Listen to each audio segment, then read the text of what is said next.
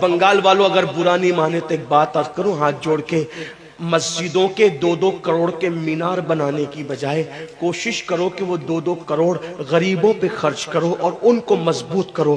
اگر ہماری قوم 10 سال میں مضبوط ہو گئی تو 2 نہیں بلکہ 10 کروڑ کے مینار ہم بنا سکیں گے۔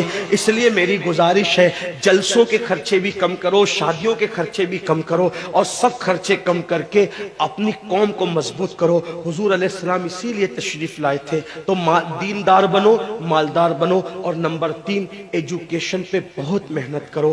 کوئی بھی جاہل نہ رہے، کوئی بھی ان پڑھ نہ رہے، خوب پڑھاؤ اپنے بچوں کو۔ 10ویں 12ویں تک کبھی مت رکنا، بلکہ اپنے بچوں کو IAS بناؤ، IPS بناؤ، ڈاکٹر بناؤ، انجینئر بناؤ۔ ڈاکٹر بھی BOMS والا مت بناؤ بلکہ MD اور اعلیٰ سے اعلیٰ ڈگری دلاؤ۔ اب آپ کہیں گے مولانا پیسے نہیں ہے، میں آپ سے کہتا ہوں ہر سال عید پہ نیا کپڑا نہ بنانا پڑے نہ بناؤ، دھلے ہوئے کپڑوں پہ عید کر لو، لیکن اپنے بچوں کی تعلیم پہ خرچہ کرو۔ اسی طریقے سے کسی اور جگہ پر پیسے لگانے کی بجائے 10 سال اگر ان 3 نکات پر آپ نے محنت کر دی، دیندار بنو، مالدار بنو اور ایجوکیشن کو عام کرو، ہر بندے کو پڑھا لکھا بناؤ۔ آپ کہیں گے مولانا نوکری نہیں ملتی، میں کہتا ہوں ہم نوکری کے لیے نہیں پڑھتے، ہم اچھا انسان بننے کے لیے پڑھتے ہیں۔ اس لیے کہ پڑھے لکھے کی تجارت میں ان پڑھ کی تجارت میں فرق ہے، پڑھے لکھے کی گفتگو میں ان پڑھ کی گفتگو میں فرق ہے، پڑھے لکھے کے اٹھنے بیٹھنے میں ان پڑھ کے اٹھنے بیٹھنے میں فرق ہے۔ دیکھو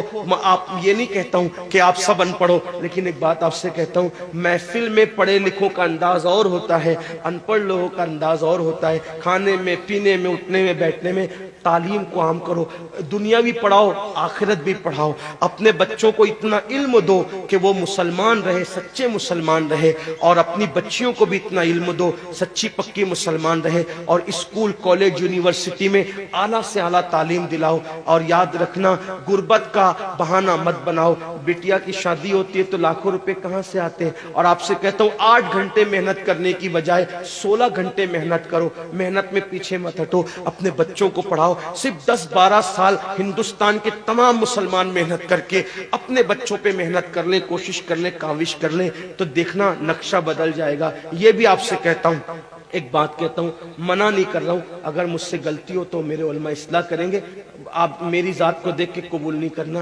باپ کے چہلم پر 40 دیگ پکانے کی بجائے 1 دیگ پکاؤ، ان 40 دیگوں کا خرچہ بچا کر کسی بچے کی تعلیم پر اپنے باپ کے ایصال ثواب کے لیے خرچہ کر دو۔ پیر صاحب کے مزار پر 1 لاکھ کی چادر لا کے ڈالنے کی بجائے 100 روپے کی چادر ڈال دو، باقی کے پیسے بچا کر غریبوں کی تعلیم پہ خرچہ کر دو۔ پیر